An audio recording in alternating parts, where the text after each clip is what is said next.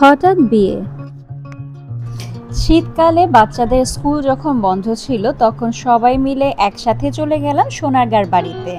তো যেহেতু সোনারগাঁয়ে যেতে যেতে রাতে রওনা হব আমরা, তো রাতের ডিনারটা ওখানে যেয়ে করব। আগে থেকে ফোন দিয়ে আমাদের বাসার বাবুর্চিকে বলে রেখেছিলাম যে আশেপাশের ভাই বোন যারা আছে এবং আত্মীয় স্বজন যারা আছে সবাইকে নিয়ে আয়োজন করো, আমরা সবাই মিলে একসাথে চিকেন দিয়ে খাফসা খাবো। তো বাবুর্চি ভালোই খাবসা রান্না করতে পারে। আমরা যেতে না যেতেই যে দেখে একদম গরম গরম পাতিল রেডি। তো দেরি না করে কাপড় চোপড়ের ব্যাগগুলো জাস্ট উপরে রেখে কিচেনে এবং ডাইনিংয়ে সবাই চলে আসলাম। আর এদিকটায় বাড়াবাড়ি খাবারের দায়িত্ব নিয়েছিল আমার হাজব্যান্ড, তাই বড় ড্যাগের পাশে বসে একে একে করে যত্ন সহকারে প্লেটে সার্ভ করছিল। আর এদিকে বাবুর্চি লেবুগুলো আলাদা প্লেটে সাজিয়ে দিচ্ছিল। এই হচ্ছে খাবসার ফাইনাল লুক।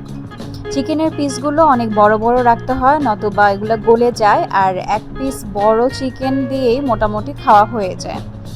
যার লাগে সে 2-3টা পিসও নিয়েছে। এখানে প্রচুর পরিমাণে মাংস ছিল।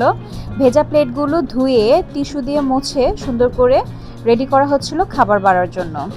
আমরা প্রায়ই বাড়িতে গেলে এরকম বড়সড় এক এক করে আয়োজন করি, সবাই মিলে একসাথে বসে খাওয়া দাওয়া করি। এটার মধ্যে যে কী পরিমাণে আনন্দ যারা করেন তারাই একমাত্র বোঝেন। তো সবাই মোটামুটি আমাদের কাজিনরা সবাই অপেক্ষায় থাকে কবে আমরা যাব, কবে এরকম একটা ছোটোখাটো পিকনিক হবে। আর এই আয়োজনগুলো আমাদের বাচ্চারা খুব এনজয় করে, যা দেখে আমাদের মধ্যে অনেক ভালো লাগা কাজ করে। ছোটোকাল থেকে ওরা এগুলো দেখতে দেখতে ইউজড টু হয়ে গেছে, তো ওদের মাথায় ঢুকেই গেছে মোটামুটি বাড়িতে যাওয়া মানে কোনো আয়োজন করা এবং বড়দের ছোটদের সবাইকে একসাথে ইনভাইট করে একসাথে খাওয়া দাওয়া। তো এই যে খাবার মোটামুটি টেবিলে দেওয়া হয়ে গেছে, সবাই সবার মতো করে একে একে করে আমরা বসে যাচ্ছি। আর সবাই দুষ্টুমি করছিল, একজন আরেকজনকে খাবার এগিয়ে দিচ্ছিল। খাবসার সালাদটা কিন্তু একটু ডিফারেন্ট ওয়েতে বানাতে হয়, একটু সস একটু কাসুন দিয়ে এক একজন এক একভাবে বানায়। তো খাওয়া দাওয়া শেষে সবাই যখন মোটামুটি ফুল হয়ে গেছি তখন খুব অস্বস্তি লাগছিল, প্রচুর পরিমাণে খেয়ে ফেলেছিলাম সবাই।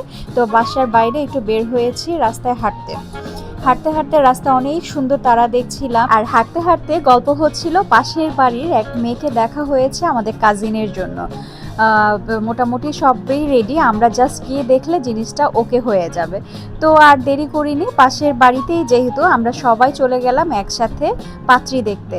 অনেক আয়োজন তারা করেছিল, অনেক ধরনের ফ্রুটস কেটে দিয়েছিল, চানাচুর দিয়েছিল, কোক দিয়েছিল।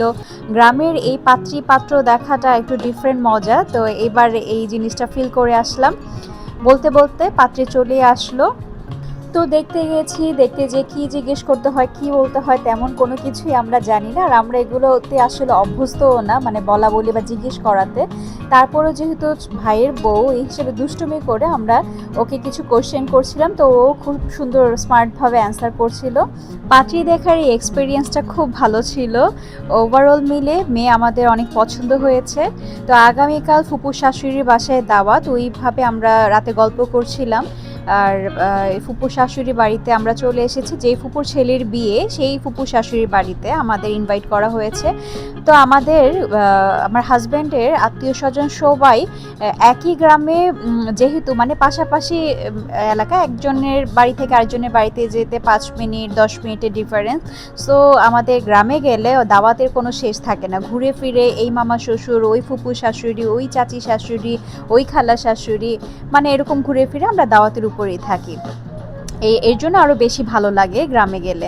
তো এখানে অনেক কিছু রান্না করা হয়েছে, বিশাল বড় বড় পাতিলে আয়োজন। ওই যে গরুর মাংস, এটা খাসির মাংস, আর এখানে চিকেন রোস্ট মোটামুটি আরও অর্ধেক খাওয়া হয়ে গেছে, বাড়া হয়ে গেছে।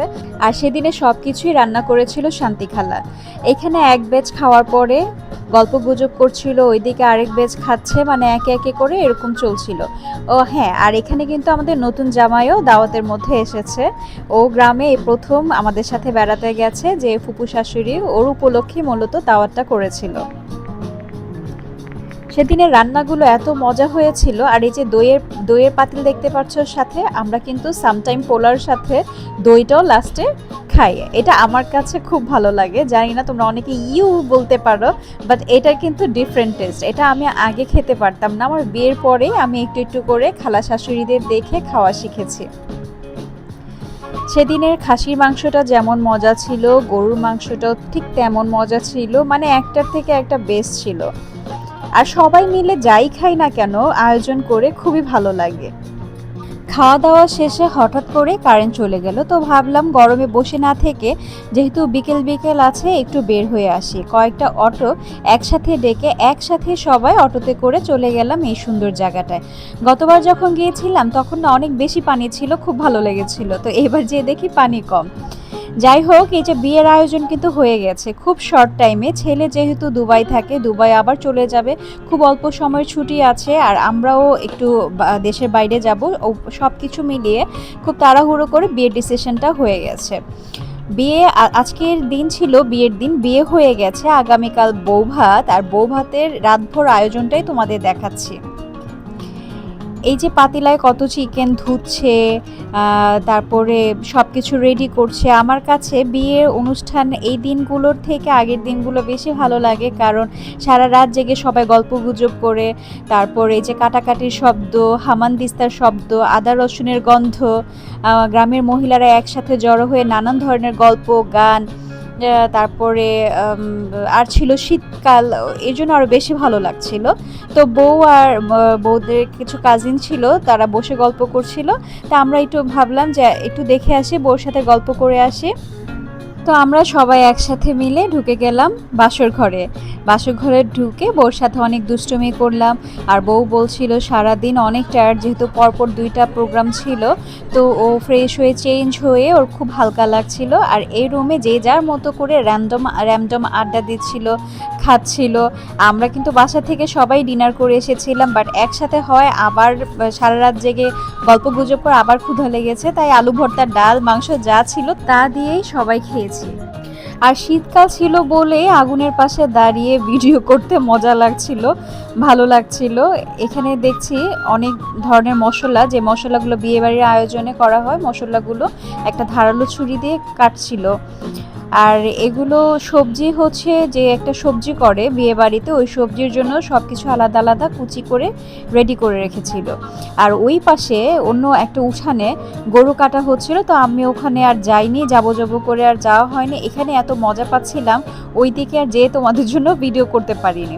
তো একে একে করে আলাদা আলাদা করে রান, তারপরে সিনা, এগুলো মাথায় করে করে নিয়ে আসছিল, এনে এই পাশে বসে বসে তারা কাটাকাটি করছিল।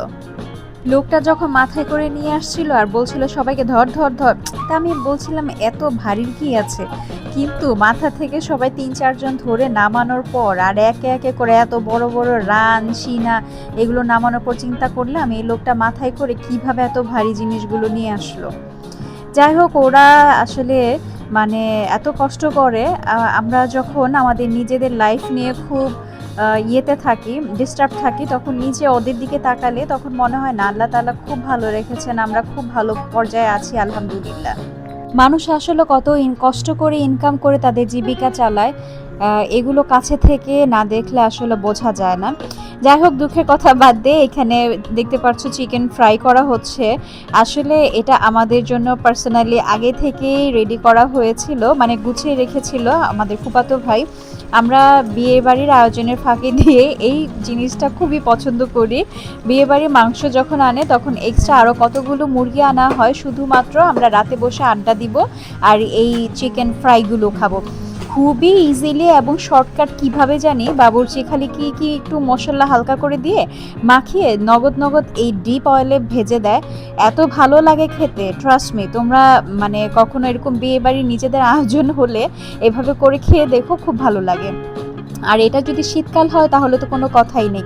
এত গরম ছিল, ধরতে পারছিলাম না, টিস্যুতে করে চাপ দিয়ে দিয়ে ধরতে হচ্ছিল। আমি ভিডিওর ফাঁকে একটু করে চিমটি দিয়ে খাচ্ছিলাম। যাই হোক, বৌভাত অনেক মজা করে শেষ করা হয়েছে। বৌভাতের দিন সন্ধ্যায় আমার এক চাচাতো ননাস কতগুলো ভাপা পিঠা বানিয়ে এনেছিল আমাদের জন্য। আমরা সবাই মিলে একসাথে খুব আনন্দ করে, মানে পুরোপুরিভাবে শীতটা উদযাপন করেছি পিঠা এবং বিয়ে, দাওয়াত, ঘোরাফেরা সব কিছুর মধ্য দিয়ে।